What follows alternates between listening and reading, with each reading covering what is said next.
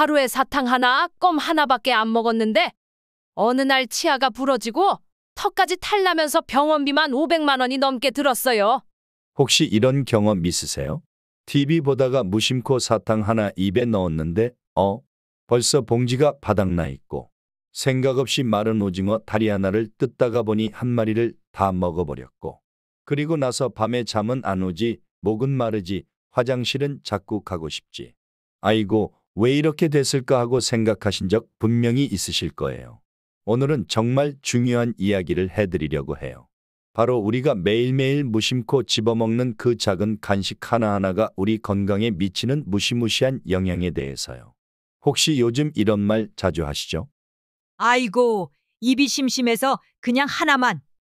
나이 먹으니까 단 게 자꾸 당기네. 에이, 조금 먹는 건 괜찮겠지. 아무래도 우리 또래분들은 다 그러실 거예요. 저도 그랬거든요. 그런데 어르신들, 정말 깜짝 놀랄 만한 사실을 알려드릴게요. 그 조금이 우리 몸에 어떤 일을 벌일 수 있는지 아시면 정말 기겁하실 거예요. 사탕 하나가 우리 소중한 이빨을 망가뜨리고 껌 하나가 턱을 아프게 만들고 마른 오징어 한 조각이 밤잠을 설치게 만들 수 있다니까요. 달콤한 유혹에 속지 마세요. 사탕과 젤리 이야기부터 해볼게요. 고양시에 사시는 박순자 여사님처럼 매일 단단한 캔디 하나 입에 물고 하루를 보내시는 분들 많으실 거예요. 입이 텁텁해서 사탕 하나 물고 있어야 개운하고 좋지 하시면서요. 그런데 2달 전 이가 쩍하고 반쪽이 부러지는 사고가 나셨대요. 아이고, 생각만 해도 아찔하죠? 어르신들, 사탕은 그야말로 설탕 덩어리예요. 설탕이 충치를 만드는 건 다 아시죠? 그런데 문제는 그게 다가 아니라는 거예요. 사탕에 들어있는 설탕은 충치뿐만 아니라 치주염, 잇몸 질환을 아주 그냥 급행열차 태워서 빠르게 악화시켜 버립니다. 특히 밤에 침대 옆에 두고 주무시기 전에 하나씩 드시는 사탕은 더더욱 치명적이에요. 밤에는 침 분비가 확 줄어들어서 세균들이 활개치기 딱 좋은 환경이 되거든요. 실제로 우리 입안의 세균들은 밤에 가장 활발해져요. 낮에는 침이 계속 나와서 세균들을 씻어내 주는데 밤에는 침 분비가 80%나 줄어들어요. 그러니까 잠자기 전에 사탕을 드시면 8시간 동안 세균들이 설탕을 먹으면서 산을 만들어내고 이 산이 우리 치아를 녹여버리는 거예요. 마치 밤새 치아 공격 파티를 벌이는 셈이죠. 나는 무설탕 사탕 먹는데? 하시는 어르신들도 계실 거예요. 맞아요. 요즘 무설탕이라고 적힌 사탕들이 많죠. 하지만 그 무설탕이라는 글자에 너무 안심하시면 안 돼요. 무설탕 사탕에는 설탕 대신 인공감미료가 잔뜩 들어있을 때가 많아요. 이 인공감미료들이 우리 장 속에 있는 착한 유익균들을 마구마구 죽여버린다는 사실. 유익균들이 죽으면 어떻게 되게요? 바로 소화불량, 배탈, 설사까지 유발할 수 있답니다. 달콤함 뒤에 숨겨진 무시무시한 비밀이죠. 아스파탐, 수크랄로스, 아세설팜칼륨 같은 인공감미료들은 우리 장내 미생물 생태계를 완전히 뒤바꿔버려요. 마치 정원에 제초제를 뿌리는 것과 같은 효과라고 보시면 돼요. 그러니 어르신들, 아무리 입이 심심해도 아무리 달콤한 게 당겨도 사탕이나 젤리 같은 단 것들은 우리 치아와 장 건강에 독이 될 수 있다는 걸 꼭 기억해 주세요. 이제 2번째, 껌은 스트레스를 줄이는 게 아니라 오히려 늘립니다. 껌 편을 말씀드릴게요. 나는 껌 씹는 게 치매 예방에 좋다더라 하시면서 매일 껌을 질겅질겅 씹으시는 이정수 어르신 69세 같은 분들 주변에 많으실 거예요. 물론 씹는 행위 자체가 뇌 활동에 도움이 될 수 있다고 하죠. 하지만 껌도 과하면 독이 됩니다. 어르신들, 껌을 오래 씹다 보면 턱이 뻐근하고 욱신거리는 경험 있으실 거예요. 이게 바로 턱관절 통증이에요. 턱관절은 한번 나빠지면 치료도 어렵고 나중에는 입 벌리는 것조차 힘들어질 수 있답니다. 밥 먹을 때도 불편하고 말할 때도 불편하고 아주 그냥 삶의 질이 뚝 떨어져 버리는 거죠. 턱관절 장애는 정말 무서운 질환이에요. 한번 시작되면 만성화되기 쉽고 심한 경우에는 입을 제대로 벌리지도 못하게 돼요. 밥 한 숟가락 떠먹기도 힘들어지고 하품조차 고통스러워져요. 실제로 하루에 껌을 3시간 이상 씹는 사람들은 턱관절 장애 발생 위험이 5배나 높다는 연구 결과도 있어요. 게다가 껌을 씹으면서 나도 모르게 공기를 함께 꿀꺽꿀꺽 삼키는 경우가 많아요. 이렇게 삼킨 공기는 뱃속에서 가스를 만들어서 배를 빵빵하게 만들고 자꾸만 트림을 하게 만들죠. 심한 경우에는 위산이 식도로 역류하는 위산 역류까지 유발할 수 있어요. 속이 쓰리고 신물이 올라오는 그 끔찍한 기분 아시죠? 그리고 껌 이야기에서 빼놓을 수 없는 게 바로 무설탕 껌에 들어있는 자일리톨이나 소르비톨 같은 성분들이에요.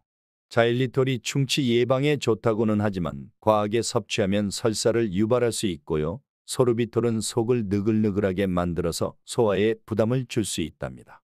특히 자일리톨은 하루에 20g 이상 섭취하면 설사를 일으킬 수 있어요. 무설탕 껌 한 개에 보통 1g 정도의 자일리톨이 들어있으니까 하루에 껌 20개 정도만 씹어도 설사 위험선에 도달하는 거죠. 소르비톨은 더 심해요. 10g만 넘어도 배가 아프고 설사가 날 수 있거든요. 결론적으로 어르신들 껌은 잠시 동안 입만 심심하지 않게 해줄 뿐 근본적인 스트레스 해소나 건강에는 큰 도움이 안 된다는 걸 꼭 기억해 주세요. 오히려 턱관절이나 소화기관에 부담만 줄 수 있으니 씹는 게 좋다고? 라는 말에 덥석 물지 마시길 바랍니다. 세 번째로 건강 간식이라고 다 좋은 게 아니라고요? 마른 오징어, 견과류, 볶은 콩 편을 말씀드릴게요. 요즘은 건강 간식이라고 불리는 것들이 참 많죠? 마른 오징어, 볶은 콩, 견과류 같은 것들이요. 그런데 어르신들, 이 건강 간식들에도 함정이 숨어 있다는 사실. 먼저 마른 오징어는 어르신들 맥주 한잔 하실 때 안주로 최고라고 생각하실 거예요. 쫀득쫀득하고 고소해서 자꾸만 손이 가죠. 하지만 마른 오징어는 생각보다 염분이 과하게 들어있답니다. 특히 고혈압 있으신 어르신들께는 이 마른 오징어가 그야말로 조용한 독이 될 수 있어요. 시중에 파는 마른 오징어 100g에는 보통 3g에서 5g의 나트륨이 들어있어요. 이는 세계보건기구가 권장하는 하루 나트륨 섭취량인 2g을 훌쩍 넘는 양이에요. 마른 오징어 한 마리만 다 드셔도 하루 나트륨 권장량을 2배 이상 섭취하는 셈이죠. 혈압을 쭉쭉 올려서 위험한 상황을 만들 수도 있다는 거죠. 게다가 밤에 드시는 마른 오징어는 짭짤한 맛 때문에 자꾸만 갈증을 유발하고 결국 화장실을 들락날락하게 만들어서 편안한 밤잠을 방해하는 주범이 될 수 있답니다. 새벽에 자꾸 깨서 화장실 가야 하니까 숙면을 방해하는 거죠.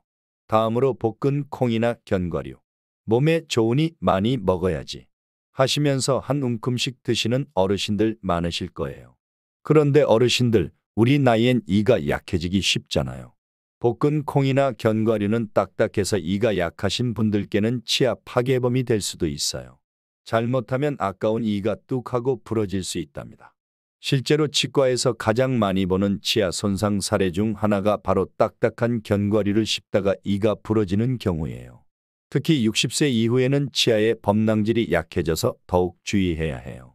한번 부러진 이는 다시 자라지 않으니까 정말 소중하게 보호해야 하는데 견과류 때문에 손상되면 정말 아깝죠. 그리고 또 하나, 견과류는 몸에 좋지만 열량이 생각보다 아주 높아요. 한 움큼만 드셔도 200칼로리에서 300칼로리는 훌쩍 넘어가요. 밥 한 공기보다 높은 열량이라는 사실. 생각 없이 드시다 보면 나도 모르게 살이 쑥쑥 찔 수도 있답니다. 호두 10개면 약 280칼로리, 아몬드 20개면 약 240칼로리예요. 이거 밥 한 공기와 비슷한 칼로리거든요. 몸에 좋다고 하루에 견과류 두세 움큼씩 드시면 그것만으로도 하루 권장 칼로리의 절반 가까이를 섭취하는 셈이 되는 거죠. 그러니 어르신들, 아무리 건강 간식이라고 해도 우리 몸 상태에 맞춰서 적당히 드시는 지혜가 필요해요. 그럼 대안은 없을까요? 아니, 그럼 입이 심심할 때 뭘 먹으라는 거야? 하고 답답해하시는 어르신들 계실 거예요. 걱정 마세요. 우리가 어르신들을 위해 건강하고 현명한 간식 대안들을 준비했습니다. 첫 번째로 입이 심심한 그 순간 따뜻한 물 한 잔 마시기. 어르신들, 사실 입이 심심하다는 느낌은 우리 뇌가 갈증을 심심함으로 착각하는 경우가 많아요. 실제로 하버드 의대의 한 연구에 따르면 노년기에는 갈증 신호와 허기 신호를 뇌가 혼동하는 비율이 약 35%까지 올라간다고 보고됐습니다. 그래서 입이 심심하다고 느낄 땐 진짜 필요한 건 물 한 잔일 가능성이 높습니다. 목마른데 물은 안 마시고 자꾸만 다른 걸 찾게 되는 거죠. 우리 뇌는 참 신기해요. 갈증 신호를 보낼 때 때로는 배고픔이나 심심함으로 잘못 해석하는 경우가 있거든요.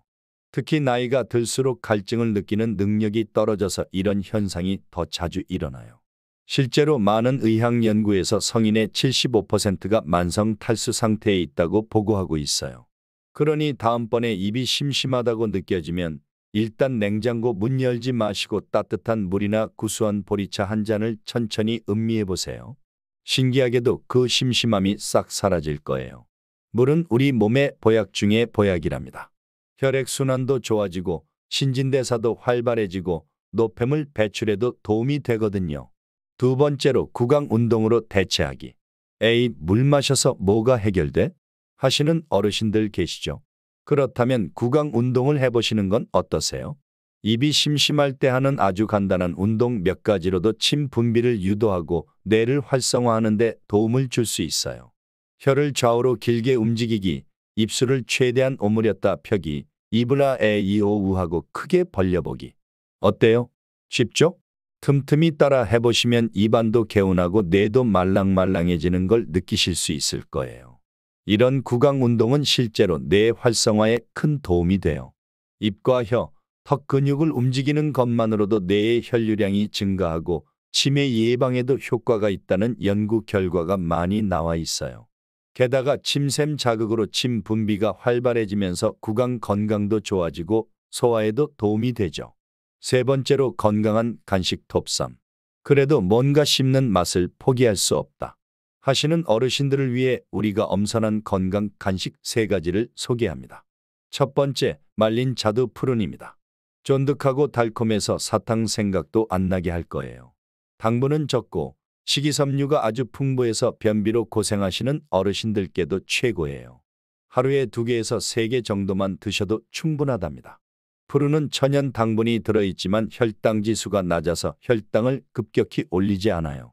그리고 식이섬유가 풍부해서 포만감도 오래 지속되고 장 건강에도 좋고 변비 해결에도 탁월해요. 또 칼륨이 많아서 혈압 조절에도 도움이 되고 항산화 성분도 풍부해서 노화 방지에도 좋답니다. 두 번째, 구운 김입니다.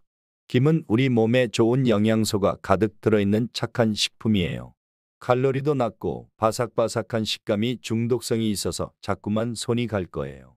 짭짤한 맛 때문에 너무 많이 드시는 건 조심하시고요. 가능하면 소금이 적게 들어있는 구운 김을 선택하세요. 김에는 요오드, 칼슘, 철분, 비타민 A, 비타민 B12가 풍부하게 들어있어요.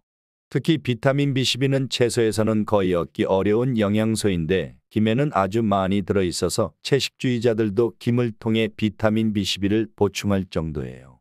게다가 칼로리가 낮아서 김 한 장에 5칼로리밖에 안 돼요. 세 번째, 무가당 요구르트와 견과류 한 알의 조합입니다. 부드러운 무가당 요구르트에 딱딱하지 않은 견과류, 아몬드 1개에서 2개나 호두 반쪽 정도를 잘게 부숴서 넣어 드시면 치아 부담 없이 단백질 보충도 되고 씹는 맛도 느낄 수 있어서 아주 훌륭한 간식이 될 거예요.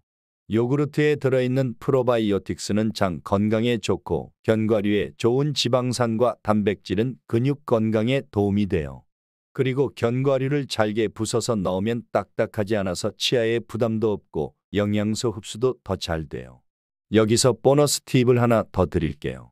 입이 심심할 때 대신 할 수 있는 활동들이에요. 산책하기, 가벼운 스트레칭하기, 책 읽기, 편지 쓰기, 전화 걸기, 정리정돈하기 같은 활동들을 하다 보면 자연스럽게 입 심심함이 사라져요. 실제로 입이 심심하다는 건 대부분 습관적인 행동이에요. 심리적인 요인이 큰 부분을 차지하죠. TV 보면서 자동으로 무언가를 집어먹는다거나 특별한 시간대에 항상 간식을 찾게 되는 것들이요. 이런 습관을 다른 건강한 활동으로 대체하면 몸도 마음도 훨씬 건강해질 수 있어요. 그리고 간식을 드실 때는 꼭 정해진 시간에 정해진 양만 드시는 것이 중요해요. 무심코 계속 집어먹다 보면 생각보다 많은 양을 섭취하게 되거든요. 작은 그릇에 미리 덜어놓고 드시거나 포장지에 적힌 영양 성분을 확인해 보시는 습관을 들이시면 좋겠어요. 또 하나 중요한 건 간식 타이밍이에요. 식사 직전에 간식을 드시면 정작 중요한 식사를 제대로 못하게 될 수 있어요. 가능하면 식사 2시간 전에는 간식을 피하시고 저녁 8시 이후에는 되도록 아무것도 드시지 않는 것이 좋아요. 밤에 먹는 음식은 소화에 부담을 주고 수면의 질도 떨어뜨릴 수 있거든요. 마지막으로 수분 섭취의 중요성을 다시 한번 강조하고 싶어요. 하루에 물 8잔, 약 1.5리터에서 2리터 정도는 꼭 드시려고 노력해 보세요. 물을 충분히 마시면 입도 덜 심심하고 전반적인 건강 상태도 좋아져요. 다만 신장 질환이 있으신 분들은 의사와 상담 후에 물 섭취량을 조절하시기 바래요.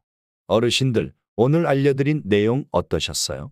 입이 심심할 때 무심코 찾던 간식들이 우리 건강에 이렇게나 큰 영향을 미칠 수 있다는 사실에 깜짝 놀라셨죠? 우리 나이에는 무조건 많이 먹는 것보다 잘 먹는 것이 훨씬 중요해요. 잠깐의 입 심심함을 달래려다가 나중에 후회하는 것보다는 오래오래 건강하게 사시는 게 진짜 노지혜 아닐까요? 혹시 오늘도 습관처럼 사탕 하나를 꺼내 드셨다면 이 영상을 본 후엔 다시 한 번만 생각해보고 내려놓으시길 바랍니다. 작은 습관 하나가 우리 건강에 큰 차이를 만든다는 걸 꼭 기억해 주세요. 건강한 간식 선택은 건강한 노후의 첫걸음이에요.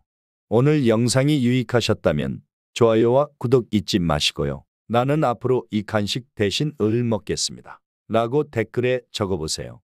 댓글 하나가 건강한 습관의 시작이 될 수 있습니다.